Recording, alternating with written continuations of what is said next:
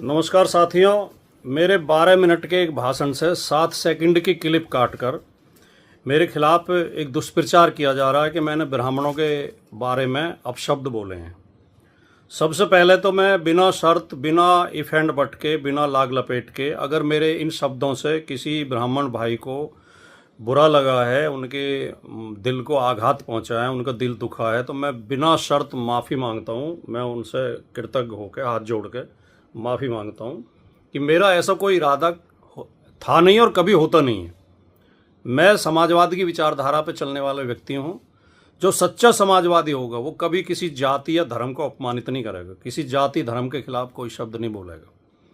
लेकिन मेरा दुर्भाग्य है इन दिनों के कुछ लोग, जो ज़्यादातर Bharatiya Janata party IT cell के लोग होते हैं, और कुछ भोले भाले लोग भी उनके बहकावे में आ जाते हैं, मेरे खिलाफ एक अभियान चलाते रहते हैं कि मैं ब्राह्मण विरोधी हूँ, सनातन विरोधी हूँ, हिंदू विरोधी हूँ, जबकि ये तीनों आरोप बिल्कुल एकदम गलत है। मैं ब्राह्मण जाति का बहुत ज़्यादा सम्मान करता हूँ, ब्राह्मण भाइयों का सम्मान करता हूँ। ब्राह्मण समाज में एक से एक विद्वान, एक से एक राष्ट्रभक्त, एक से एक वीर योद्धा और बुद्धिजीवी पैदा हुए हैं, और मैं किसी भी समाज का, किसी जाति का, किसी धर्म का अपमान करने की कभी सपने में भी सोच नहीं सकता। है क्या कि दिल्ली में एक कार्यक्रम था जवाहर भवन में। एक हमारे मित्र हैं अली अनवर जी, जो राज्यसभा सदस्य रहे हैं, जेडीयू के बड़े नेता रहे हैं। उनके बेटे ने और उनकी बहू ने, रफरफ अंसारी और जावेद अनवर ने, एक किताब लिखी है जाति और सांप्रदायिकता के विषाणु। और ये किताब केंद्रित है भारतीय समाज में जातियों को लेकर क्या क्या मुहावरे, लोकोक्तियाँ और कहावतें बनी हुई हैं, उनको लेकर केंद्रित है। तो इस किताब को विमोचन था जवाहर भवन में 5 तारीख को, 5 मई को, और उसमें मेरे साथ श्री योगेंद्र यादव जी और अपने ये थे प्रोफेसर रतनलाल जी और आशुतोष जी और शीबा असलम फहमी जी, ये कई लोग शामिल थे उसमें कार्यक्रम में। तो वहाँ जब मैं बोला तो मैंने ये बात कही, और मेरे पूरा अगर 12 मिनट की वीडियो सुनी जाएगी, मेरा वक्तव्य सुना जाएगा, तो मैंने उसमें कहा कि हमारे समाज में ये एक बुराई है कि हमने जातियों को लेकर तरह तरह के खराब मुहावरे बना रखे हैं, खराब कहावतें बना रखी हैं। और मैंने उसमें स्पष्ट तौर पर यह भी बोला कि ऐसा नहीं है कि दलित और पिछड़ों के खिलाफ ही ये मुहावरे बने हुए हैं, दूसरी तरफ के लोगों के खिलाफ भी बने हुए हैं। हमारे लोग भी उनके खिलाफ ऐसे ऐसे भद्दे वो बोलते हैं। तो ये गलत है। मैं उसका विश्लेषण कर रहा था, मैं उसका खंडन कर रहा था।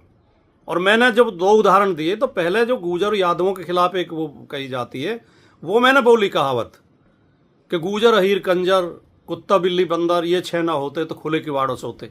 मैंने कहा ऐसे हमें लोग ऐसे कह के ताना मारते थे, मजाक करते थे हमारे साथ, हमें बुरा लगता था। फिर मैंने एक सज्जन को कोट किया कि उन सज्जन ने ये ब्राह्मण संबंधी ये दोहा बोला जिसमें ब्राह्मण का और वैश्य का जिक्र आता है, जिसे लेकर लोग नाराज हैं। और मैंने साथ के साथ ये कहा कि मैंने ये कभी जीवन में बोला नहीं, क्योंकि मुझे बहुत ख़राब लगा। उन्होंने मुझसे कहा था कि तुम ये सुना दिया करो। मैंने कहा मुझे इतना ख़राब लगा कि मैंने कभी बोला नहीं, और ये गलत है बिल्कुल, जो ये ऐसा नहीं होना चाहिए। तो मैंने ये पूरा मेरा वक्तव्य है, ये पूरा भाषण ये है। इन ऐसी गंदी मुहावरे, गंदे जो मुहावरे हैं, गंदी लोकोक्तियाँ हैं, गंदी कहावतें हैं, उनके खिलाफ हम बोल रहे थे, उनके समर्थन में नहीं बोल रहे थे। अब उसमें से लोग क्या कहते हैं, वो महाभारत में कि अश्वत्थामा मारा गया, किंतु हाथी को काट देते हैं, अश्वत्थामा मारा गया।